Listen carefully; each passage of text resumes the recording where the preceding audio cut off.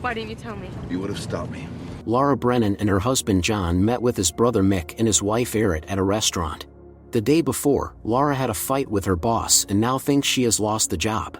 Erit began to behave provocatively and flirt with John, causing conflict between the women. Their husbands had to intervene. Dinner was over. John calmed his jealous wife. At home, she wished their son a good night and spent time with her beloved husband. The next morning, Lara reminded John that it was his father's birthday yesterday. John forgot to congratulate him, but didn't feel guilty as he has a complicated relationship with his father.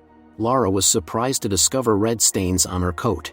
At that moment, the police burst into the house and arrested Lara, accusing her of taking the life of her boss. Some time passed. John and Luke went to visit Lara in prison. As usual, they were thoroughly searched by the guards at the entrance. Lara was happy to see her husband, but their son hasn't spoken to her since she went to jail. Lara is upset, but her mood is lifted when John gives her an envelope with photos of Luke. Recently, the couple filed an appeal in court to appeal the verdict. Lara claimed that she saw the real criminal that night. That woman bumped into her on the street and caught a button on her coat with the purse. However, the police could not find this button. Lara is in despair, saying that she cannot survive here for the next 20 years. John promised her that everything will be okay. The visit time ended, and Lara was taken away. John is waiting for his son, who is playing in the playground. There are many moms with children here. One of the women who walked with her daughter Carrie smiled at John. At night, the man studied the case materials again. The investigation believes that after the quarrel with her boss, Lara took a fire extinguisher and attacked her. The traces of the victim's DNA on her coat confirm this theory. Soon John met with his wife's lawyer, Meyer Fisk. He delivered bad news. The second appeal was denied. Moreover, all evidence points to Lara's guilt. Meyer was straightforward and said that there is no hope. I will find someone to file the pleadings. When John met with Lara again, he couldn't hold back his tears. From the look on the husband's face, Lara understood everything and cried. John came to his parents' house to pick up Luke. Seeing John's condition, the mother hugged him. Mick and Erit were no less upset. In the evening, John read the mother's letters to Luke. The boy still cannot forgive her. John didn't sleep at night, continuing to study the case materials. Suddenly the phone rang. Frightened John rushed to the hospital. The administrator refused to let him see Lara, as visits to patients brought from the county jail are strictly prohibited. John begged the doctor to give him at least 2 minutes. After all, he took pity on him. It turned out that Lara tried to leave her life voluntarily. John took her hand. She didn't say a word to him. John is a literature teacher. He works during the day and does not sleep at night, feeling completely helpless in the situation. Despite everything, John is not going to give up. He found a person named Damon Pennington on the internet, who managed to escape from prison multiple times. He even wrote a book about it. Soon John met with Damon at a cafe. John pretended that he needed this information for a project. However, Damon immediately guessed that his interlocutor was lying. According to Damon, in order to escape, you need to carefully study the routine in prison, noting every detail. It is easy to escape, but it is difficult not to get caught later. From that day, John began to prepare for the escape plan. He hung a map of the city on the wall, knowing that he and Lara would have no more than 15 minutes before the police closed the city center and began patrolling all areas. Damon also said that they should not run through local airports, but through the neighboring state. Fake documents need to be made in advance, and a lot of money is needed to carry out this plan. Damon admitted that he surrendered to the cops soon after the escape. He could no longer suffer and wait for the police to come for him. From now on, visiting his wife in prison, John carefully watched everything that was happening around him. He took photos, studying the shift schedule of the guards at the post and all other nuances. John put the furniture and possessions up for sale to make as much money as possible. Now he had to find illegals who would make fake documents for him. A guy who trades in prohibited substances advised him to go to a bar in one of the local hotels and find Harv. John did just that. A certain guy noticed him in the bar. John found Harv, but hooligans attacked and robbed him, advising him never to come here again. At home, John cleaned himself up. When meeting the mother, he lied that his bruises were from falling off the bike. Of course, the mother didn't believe it. John didn't give up trying to find someone to make fake documents for him. However, it turned out to be much harder than he thought. One evening, there was a knock on the door. The same guy from the bar was standing at the threshold. He was deaf and red lips, so he understood that John needed fake documents. The guy asked for photos for the documents and a prepayment. They agreed to meet on Wednesday. When John came to his wife, he confessed that he had to put the house up for sale. Later, the man went to a gun store to buy a gun. As agreed, John met the guy under the bridge and picked up the ready-made documents. At home, he watched video tutorials on making a universal key that could open any door. When John went on a jail date with his wife, he surrendered all metal objects, but managed to sneak the universal key. John decided to test it, but the key got stuck in the lock and broke. John panicked, pretending he wasn't involved. Soon the alarm sounded. The security was questioning every visitor. John was not visible on the surveillance camera, but the head of security suspected him and advised to think about what would happen to the son if his father followed his mother to prison. When John was leaving, he felt sick from the stress. He fell into depression and didn't even open the door to his brother. The police are keeping an eye on him after the incident at the prison. One day Nicole, Carrie's mother, struck up a conversation with John at the playground. She invited John, his son and wife to Carrie's birthday party, but John said his wife wouldn't come. Nicole suggested that John and his son have lunch with them. The man was embarrassed but agreed. Nicole finds it strange that Luke always walks out with his father and not his mother. John admitted that his wife was in prison. Nicole wasn't expecting to hear that. John came up with a plan to get Lara out of prison.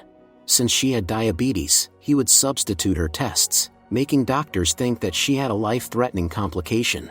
John is closely observing the car that regularly delivers analyses from the prison to the hospital. After that, he found online how to break into the car lock with a tennis ball. When the driver left, John sneaked into the car and took pictures of the analyses. Now he has a sample of the documents. During the next meeting with his wife, John heard bad news. She will soon be transferred to another prison. Now he only has 3 days left to organize the escape. In that time, John won't be able to close the deal on selling the house. This forced John to make a desperate decision. Leaving his son with the parents, he planned a robbery, but couldn't bring himself to do it. During the next meeting, Lara, unable to contain her emotions, told the husband that it was time for him to accept that she would spend the rest of her life in prison. Lara is also surprised that in all this time John never once asked whether she was guilty. John was sure his wife was innocent, but she hinted that he might be wrong. John tried to make sense of what he heard for a long time, but when he came to his senses, returned to Lara and said that he didn't need any evidence. He already knows that she is innocent. John promised the wife that she would not live like that.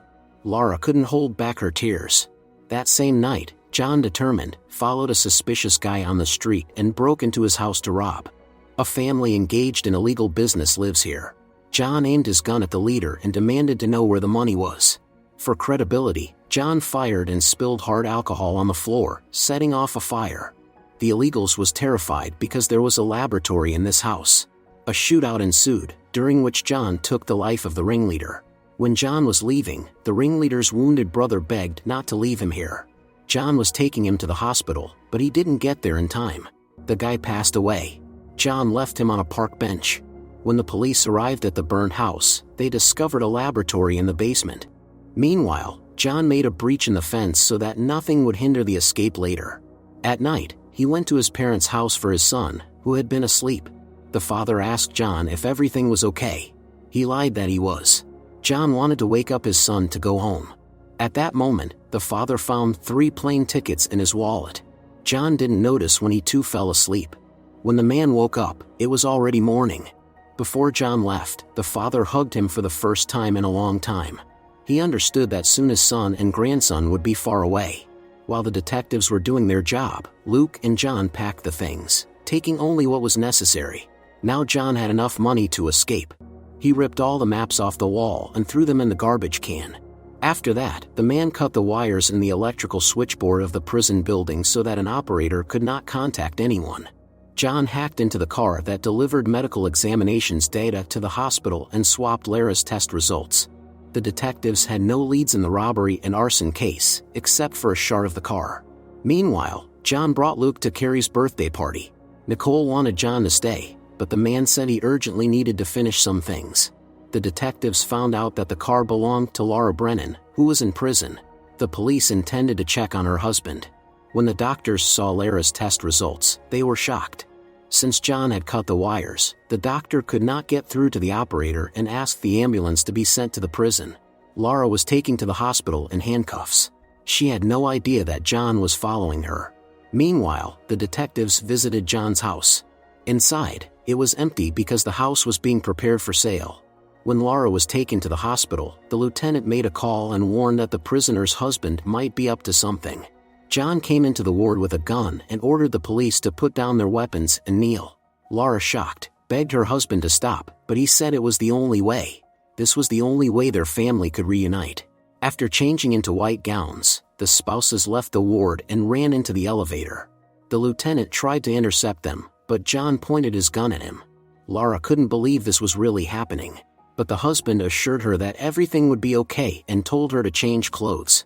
Seeing white gowns on the floor, the lieutenant thought the spouses had already left the hospital. Taking advantage of this, they actually escaped. The carnival was taking place in the city, so John and Lara had no trouble blending in with the crowd. However, soon the lieutenant spotted them on the subway and ordered all the stations to be blocked. John and Lara managed to board the train.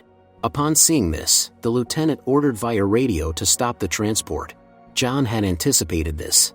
The train did not stop immediately, so he opened the door right on the move and led his wife through the breach in the fence to a pre-parked car. While driving, John began to change clothes and drove as fast as he could. John bought his wife insulin, cosmetics, and all the essentials in advance. She thinks their plan is crazy. When John arrived to pick up his son, he found out that Nicole had taken the children to the zoo and they wouldn't return for an hour. This was not part of John's plan. Detectives found the map in the garbage cans near John's house. At that moment, the fugitives were driving to get their son. Police cars were constantly passing by them. Time was running out. John realized they wouldn't make it and turned in another direction. But Lara said she wouldn't go anywhere without the son. John promised his wife that he would figure out a way to retrieve Luke, and in the meantime he would live with his parents. If they didn't escape now, they would never escape. Lara opened the car door while it was still moving and almost fell out. John managed to catch her in time and stopped the car. The couple got out and sat on the side of the road, holding hands. Time had been lost, but now they had nothing to lose, so they went to the zoo to get their son. John took Luke away and thanked Nicole for watching him. Upon seeing her son, Lara realized she would never allow him to be without his mother again. Nicole was puzzled to see John's wife, who was supposed to be in prison. The family headed to the train station. John knew that the police were looking for a married couple with a child, so he wanted to find for fellow travelers. The detectives studied the map they found. When the police stopped John for inspection, they didn't suspect anything because besides the family, there was an elderly couple in the car. The family arrived in Buffalo and dropped off their passengers. Meanwhile, detectives were investigating every lead. At the train station, John easily obtained tickets and boarding passes while the detectives questioned John's parents. The man replied that he hadn't spoken to his son for many years and had no idea where they were heading. When it was necessary to present documents before boarding the plane, John was very nervous. Lara decided to do it herself. According to the database, the documents of the spouses and their son were clean. Only when they left, an airport employee received a notification from the police about the criminals. After studying the maps, detectives figured out where the fugitives were heading. Officers immediately rushed to the airport, but neither John nor Lara were among the passengers. The lieutenant realized that John deliberately misled them by leaving fake maps in the trash. The family safely boarded the plane to Venezuela. That same evening, John's father found this country on the map. Detectives Quinn and Calero began to doubt that Lara committed the crime. Perhaps she really encountered a real criminal on the street, and when she saw the fire extinguisher, she picked it up, leaving her fingerprints. This also explains why there were traces on her coat. John, Lara, and Luke were already far from home, safe. Detective Quinn hopes to find the button that, according to Lara, flew off her coat. It rained that day too. 3 years have passed, so of course, the detectives found nothing. At this moment, we see the button falling into a manhole. Looking at the sleeping wife and son, John realizes that he has fulfilled his duty. Now nothing can ever separate them.